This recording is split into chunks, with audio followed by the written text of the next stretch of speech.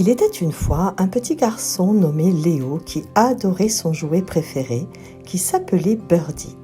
C'était un jouet extraordinaire qui parlait, chantait et pouvait donner son avis sur tout, presque comme un humain. Un jour, Léo décida d'emmener Birdie en vacances à la campagne chez ses grands-parents. Léo était très excité de découvrir la nature et de jouer dans la cabane en bois que son grand-père avait construite pour lui. Dès leur arrivée, Léo et Birdie s'installèrent dans la cabane, qui était assez grande pour eux deux. Ils y trouvèrent des livres, des jeux, des coussins et des couvertures. Léo dit à Birdie : « Tu vas voir, on va bien s'amuser ici. » Il lui fit un câlin et lui mit un chapeau de paille sur la tête. Ils passèrent leur première nuit dans la cabane et dormirent jusqu'au petit matin. Léo et Birdie se réveillèrent avec le chant du coq et sortirent de la cabane. La grand-mère de Léo l'appela pour venir prendre son petit déjeuner. Chaque matin, Léo se régalait avec une tartine de pain frais et de fromage de la ferme qu'il trempait dans son bol de chocolat chaud. Il trouvait que c'était le meilleur petit déjeuner du monde. Un jour, il eut une idée. Et s'il essayait de fabriquer son propre fromage ? Il décida de prendre son vélo et d'aller voir à la ferme comment on fabrique le fromage. Léo dit à Birdie : « Je t'emmène avec moi, je vais t'installer à l'avant de mon vélo. Tu vas voir, ce sera très amusant. » Léo installa Birdie à l'avant de son vélo et prit le chemin en direction de la ferme qui était à seulement 1 kilomètre de la maison de ses grands-parents. En chemin, ils rencontrèrent les vaches qui étaient dans le pré avec un autre jouet comme Birdie. Elle était trop mignonne avec sa fourrure rose. Elle s'appelait Rosie et elle avait été oubliée dans le pré par la fille du fermier.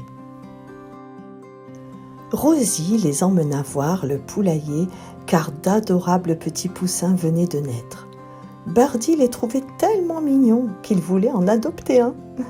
Mais ce n'était pas possible car ils étaient trop fragiles et devaient rester dans leur nid encore quelques jours pour grandir un peu. Ils arrivèrent enfin à la ferme et apprirent comment on traite les vaches, comment on fait cailler le lait et comment on moule le fromage. Léo apprit plein de choses et il fut très fier de repartir avec un petit fromage qu'il avait lui-même façonné. Léo remercia le fermier et lui dit au revoir en promettant de revenir pour apprendre à faire des saucissons, car c'était également ce qu'il aimait manger pour le goûter. Sur le chemin, Léo aperçut un joli pommier et dit à Birdie : « Oh, regarde, Birdie, les jolies pommes. Je vais en ramasser quelques-unes pour que mamie nous prépare une bonne tarte aux pommes pour le dessert. » Léo remplit son panier et un héron profita de leur départ pour manger quelques pommes sur le pommier. Léo et Birdie étaient impressionnés par la beauté de l'oiseau. Ils profitèrent de cet instant et reprirent le chemin à vélo. Léo déposa le panier de pommes et son fromage dans la cuisine et raconta à sa grand-mère tout ce qu'il avait vu et appris à la ferme. Sa grand-mère le félicita et le remercia d'avoir pris le temps de ramasser quelques pommes pour faire une tarte. Léo raconta aussi à son grand-père qu'il avait beaucoup aimé tout ce qu'il avait vu à la ferme et qu'il voulait venir vivre à la campagne.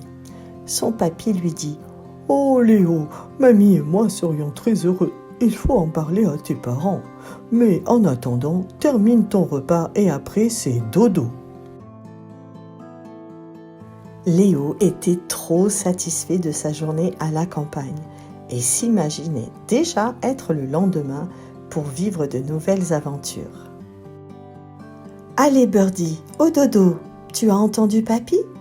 Et si nous voulons profiter de notre journée demain et nous lever tôt, nous devons nous reposer et bien dormir, » dit Léo à Birdie. Léo fit un gros câlin à Birdie et lui dit : « Tu peux dormir avec moi si tu veux. » Birdie se blottit contre Léo et se dit qu'il avait trop de chance d'être son meilleur ami et avait hâte d'être à deux mains pour vivre de nouvelles aventures.